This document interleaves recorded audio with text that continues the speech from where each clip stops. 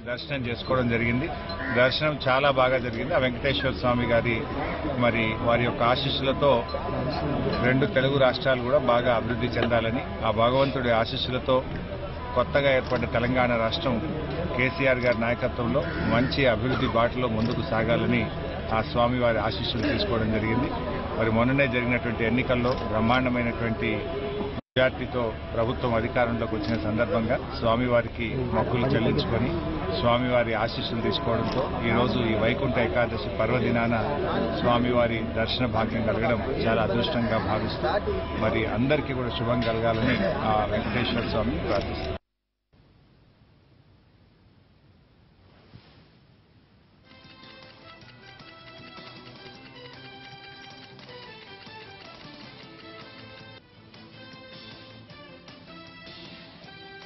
తెలంగాణ రాష్ట్ర సమితి working president K తారక రామారావు ఇవాళ సిరిసిల్లలో పర్యటించనున్నారు. సోమవారం పదవీ బాధ్యతలు చేపట్టిన ఆయన టీఆర్ఎస్ వర్కింగ్ ప్రెసిడెంట్ హోదాలో సిరిసిల్లలో పర్యటించనున్నారు. రేపు వరంగల్ ఆర్ట్స్ కాలేజీలో కేటీఆర్ కృతజ్ఞత సభ జరగనుంది. ఈ కార్యక్రమానికి ఆయన హాజరవుతారు.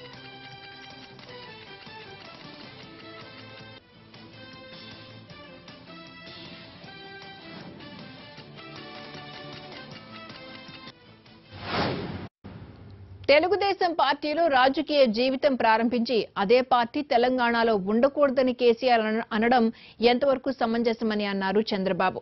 తెలంగాణకు కాంగ్రెస్ బీజేపీ వచ్చినప్పుడు అడ్డుపడని కేసీఆర్ టీడీపీ ఉంటే ఎందుకు తప్పుపడుతున్నారని విమర్శించారు. 82లో ఈ పార్టీ వల్లనే మీరు వచ్చారు కదా పైకి, ఈ పార్టీ వల్లనే పైకి వచ్చి మీకు రాజకీయ జీవితం ఇస్తే తెలుగుదేశం పార్టీ అక్కడ ఇన్వాల్వ్ కావడానికి వీల్లేదు, ఉండడానికి వీల్లేదంటే అది ఎక్కడ న్యాయం? ఇది కరెక్టా? ఇది కాబట్టి మీరు అక్కడ నేను వచ్చారు కాబట్టి మేము ఇక్కడికి వస్తా ఉంటే అదే బీజేపీ వచ్చారు మీరు మాట్లాడడం లేదు, కాంగ్రెస్ వచ్చారు మీరు మాట్లాడడం లేదు. ఒక తెలుగుదేశం పార్టీ వస్తే మీకు ఎందుకు బాధ? ఒకప్పుడు కాంగ్రెస్ ఏ పార్టీ పోరాడింది? తెలుగుదేశం పార్టీనే పోరాడింది. బీజేపీతో ఏ పార్టీ పోరాడింది? ఆర్ ఏ పార్టీ వల్ల బీజేపీకి సీట్లు వచ్చాయి? తెలుగుదేశం వలన వచ్చాయి. ఇవన్నీ మర్చిపోతే ఎట్లా? మీరు ఎక్కడి నుంచి వచ్చారు? తెలుగుదేశం పార్టీ వలన వచ్చారు. ఇవన్నీ మర్చిపోతే ఎట్లా? టీఆర్ఎస్ ఒప్పుకోకపోవడం వల్లే పొత్తు పెట్టుకోలేదన్న విమర్శలను తోసిపుచ్చారు చంద్రబాబు. తెలంగాణ రాష్ట్రాల అభివృద్ధి కోసం కలిసి పనిచేద్దామన్నారని, ప్రత్యేక హోదాకు వ్యతిరేకంగా మాట్లాడడంతోనే పొత్తు విరమించుకున్నామన్నారు ఆయన. నేనేదో టీఆర్ఎస్తో పొత్తు పెట్టుకుంటానని నేను వెంపర్లాడానని వైఎస్ఆర్ కాంగ్రెస్ మాట్లాడుతున్నారు. మీరు గుర్తుపెట్టుకోవాలి, అప్పటికి వాళ్ళు ప్రత్యేక హోదా వ్యతిరేకించలా. నేను ఆఫర్ ఇచ్చింది ఏంటంటే మీరు అనవసరంగా తెలుగు వాళ్ళని మనం కొట్టుకోవడం, ఇద్దరం కలిసి ఉందాం, కేంద్రంలో ఉండే ప్రభుత్వం పైన పోరాడదాం. వాళ్ళు మనకు అన్యాయం చేశారు, అటు తెలంగాణ ఇటు ఆంధ్రప్రదేశ్కి. భవిష్యత్తులో కేంద్రంలో కూడా తెలుగు వాళ్ళు ఒక నిర్దిష్టమైనటువంటి నిర్ణయం చేయగలిగితే మనిద్దరం కలిసి అక్కడ కూడా మనకు న్యాయం జరుగుతుందని చెప్పాను. కాదన్నారు. ఇప్పుడేమంటున్నారు వీళ్ళు అప్రిషియేట్ చేశారు. ఎప్పుడు అపోజ్ చేశాడు? తర్వాత ఎలక్షన్స్ అప్పుడు అపోజ్ చేశారు.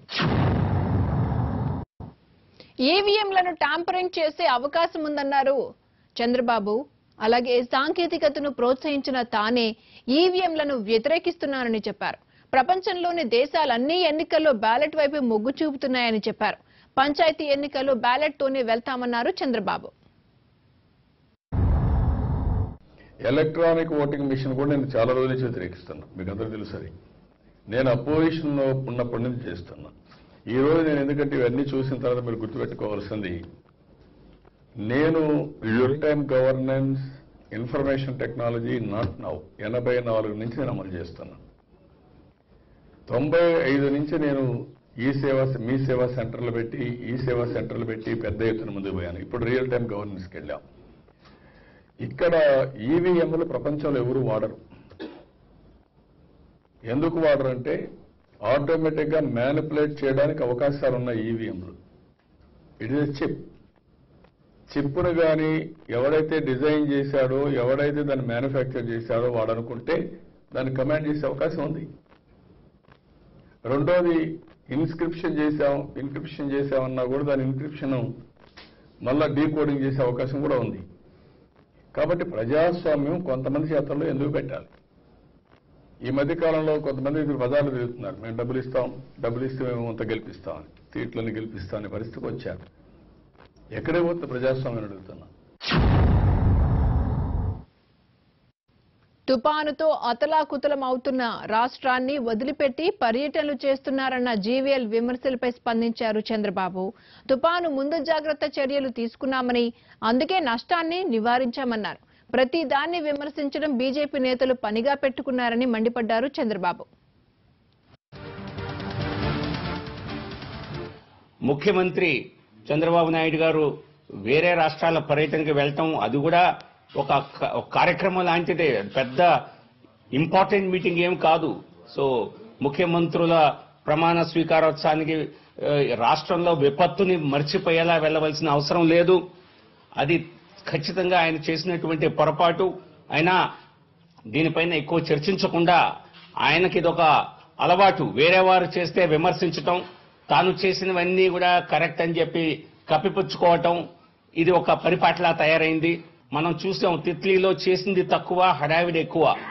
శ్రీకాకుళంలో వెళ్లి రోజు ప్రెస్ మీట్లు, విపక్షాలను తిట్టిపోయటం, నేను అద్భుతంగా చేస్తున్నాను, కేంద్రం సరిగా చేయటం లేదు అన్నటువంటి ఒక రాజకీయం దృష్టితో చేశారు.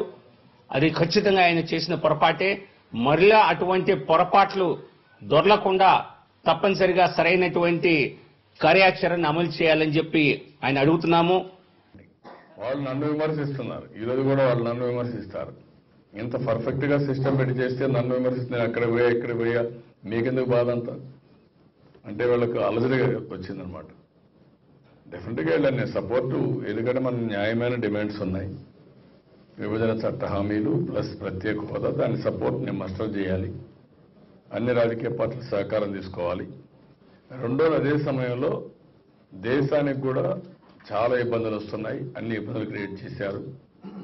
రాజ్యాంగబద్ధమైన సంస్థలన్నీ నిర్వీర్యమైపోయినాయి, దెబ్బతీసే పరిస్థితి. నిన్న సుప్రీంకోర్టు కూడా మీరు చూశారని దారుణం ఇది. కడాన సుప్రీంకోర్టు వీళ్ళు ఇచ్చినటువంటి సీల్డ్ కవర్ చూసుకొని జడ్జిమెంట్ ఇచ్చి మళ్ళా కరెక్టెడ్ వర్షన్ ఇచ్చి పంపించే పరిస్థితికి వచ్చారు. సుప్రీంకోర్టుకి గ్రామర్ నేర్పిస్తున్నారు.